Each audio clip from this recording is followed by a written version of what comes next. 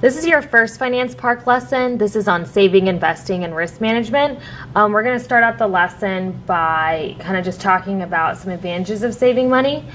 Usually it's a pretty good idea to start a little just-in-case fund for your emergencies. A lot of experts also tell us that it's a good idea to save 10 to 20% of any money we receive. So that way, if when you pay yourself first, you automatically save a portion of your paycheck for future use. What I want you to now is make sure that you have your Finance Park book with you, and go ahead and get that out as well as a pencil. And at any time during this video, if you need to stop to complete something or do anything like that, feel free to just pause the video and then return to it later. So what I want you to do is go ahead and get out your Finance Park book and turn to page 34 in your workbook. So it should look like 34, it should look like this. And go ahead and read that graphic that's at the top of the page. So this time you probably want to pause the tape just to read that over.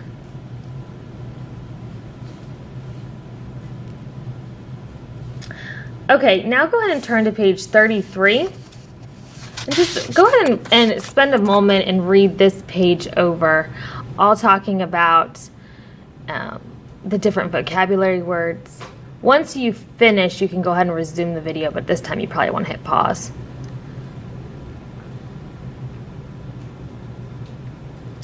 Now, to the right, you'll notice a bunch of your vocabulary words. These words are things that you kind of need to familiarize yourself with. Bond and financial institution. Interest is probably something you've heard about before. Investing, a mutual fund, which is a collection of stocks or bonds of various corporations. Stock, savings account, which hopefully most of you have, or at least your parents have.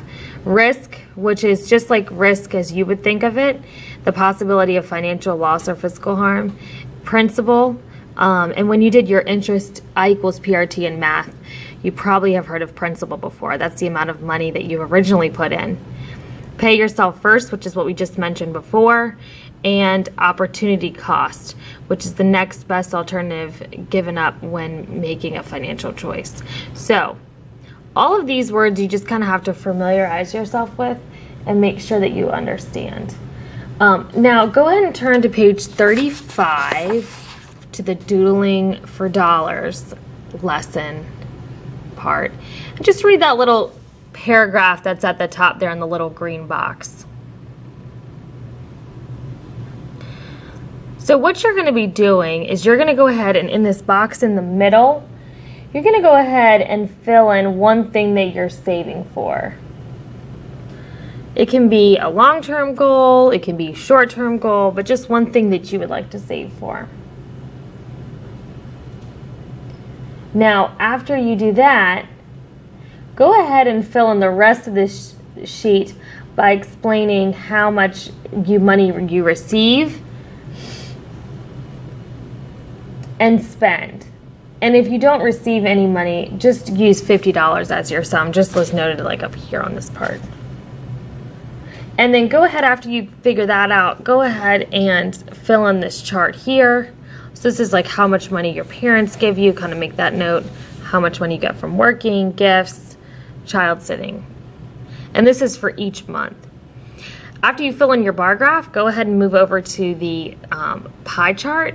You don't have to make it totally perfect, but if you could just make a good, best accurate as you can. And then go ahead and answer these two questions. So I'll give you time. Go ahead and hit the pause button and make sure you complete page 35 using all of the information that's provided for you.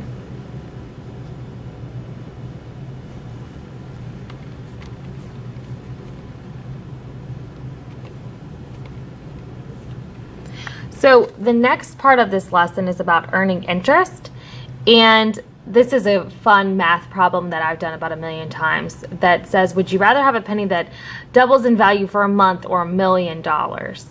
And so at first you kind of think, oh, a penny, well, that's not very much money, it's going to be $2, but then it quickly keeps doubling. And so as soon as you kind of hit the middle of the month, you're already making a lot more money. So you notice how fast it increases. This is the great thing about earning interest. So most people try to save money each paycheck.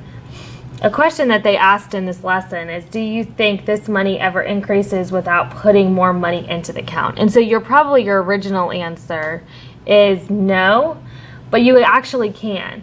One of the benefits of saving is earning interest, which is, like in your vocabulary part, a fee that's received or paid for the use of money. Look at the examples of simple interest. Let's see if that's on the next line. So this is talking about compound interest. This is actually a way, if you were putting $1,000 a year into a savings over 3 years, it would look like this.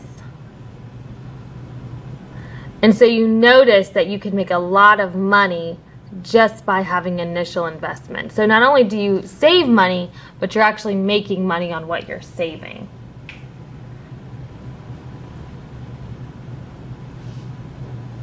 Okay. So we're just going to kind of switch through. We'll skip over that.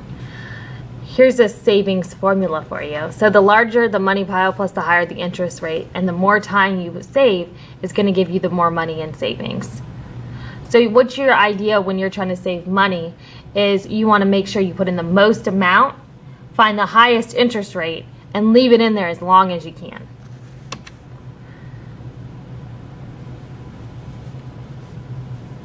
We're going to skip this line. Okay, so here's some saving options on here.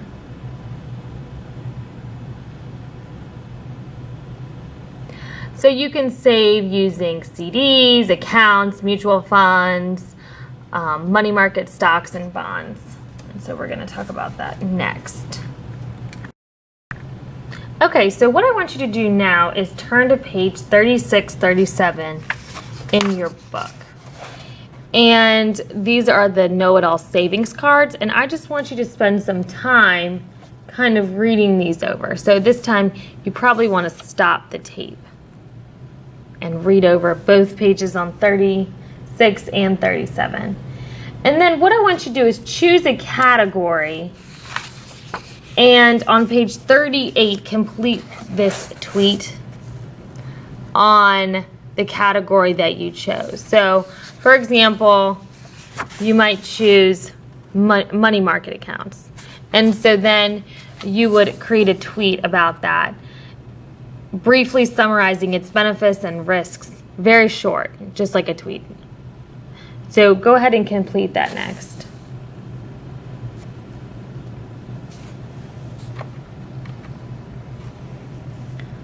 Okay, after you're finished with that, we're going to kind of talk about short-term, long-term goals. So here's some examples of some short-term options. You can use a savings account, you can use certificates, deposit, money market account. Long-term goals are more like stocks, bonds, mutual funds, 401k, retirement account. So, and like the statement says at the top, generally the shorter the time window, the smaller the return will be.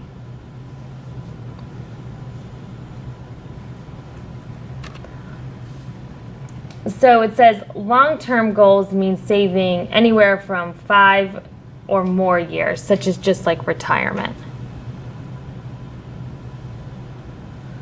One investment option is stocks. A stock value will change depending on the day's market forecast and other conditions. And a stock quote contains information that helps the investor see what glance a number, other conditions. Based on information, investors try to analyze and track individual stock performance, assess the risk, and get clues on how it might perform in the future. So stocks are one of those things that, you know, you can make a lot of money, but you're also taking a good amount of risk, because if something with the company, you know, goes wrong, then you usually have your stock value could deplenish very quickly. So what I want you to do now is go ahead and turn to page 39 in your book and just read over the orange vocabulary words. on what a stock is. So this is all going over stock quotes.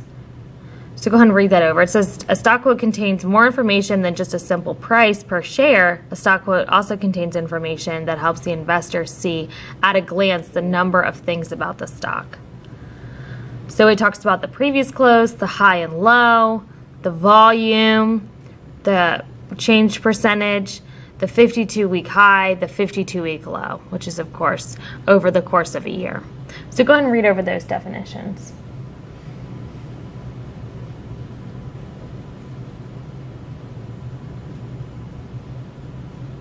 And then after you finish reading over those definitions, go ahead and answer the questions at the below, talking about the sample stock portfolio. So looking at that red box there, go ahead and answer questions 1 through 5.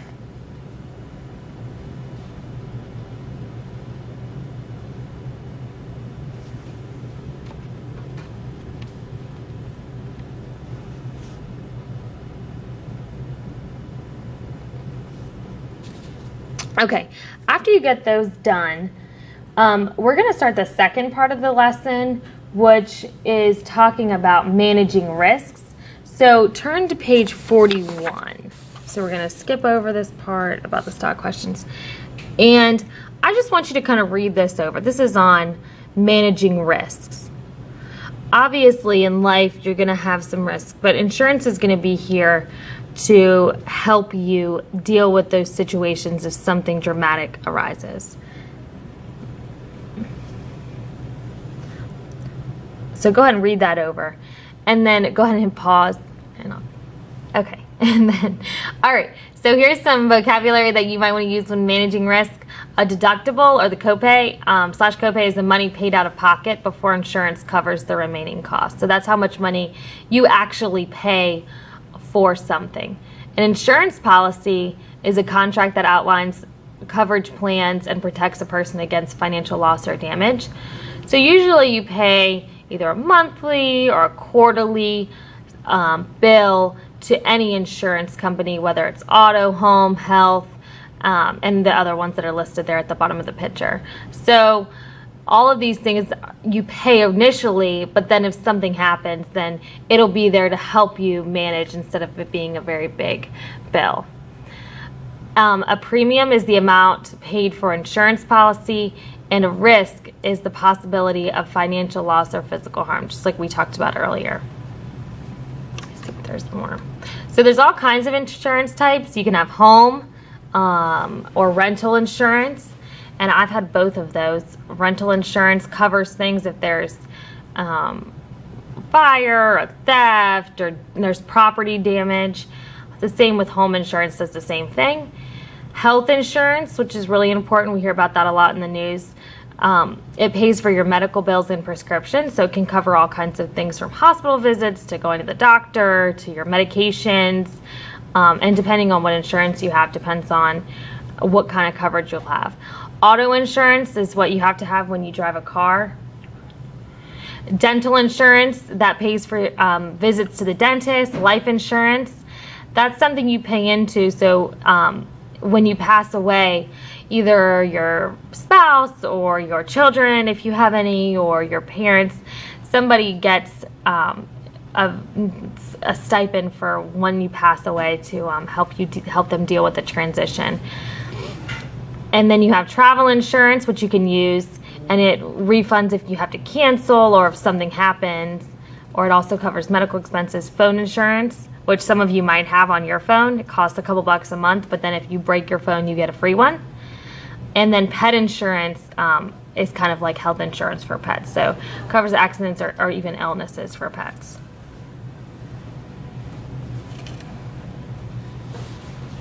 So the way that insurance companies work is they pull the money they receive, and using a statistical analysis, they determine what percentage of insured people will actually suffer a loss and file a claim.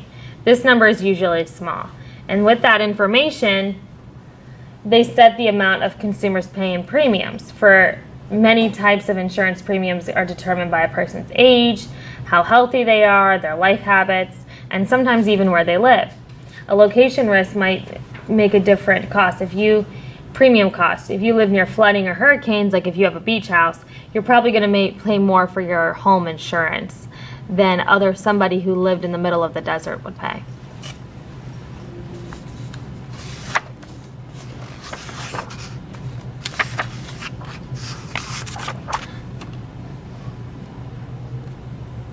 Okay, so the last part of this lesson, and I have to flip to this page in my book to get some, is going to be talking about the tree of life. And I like that little visual that's there.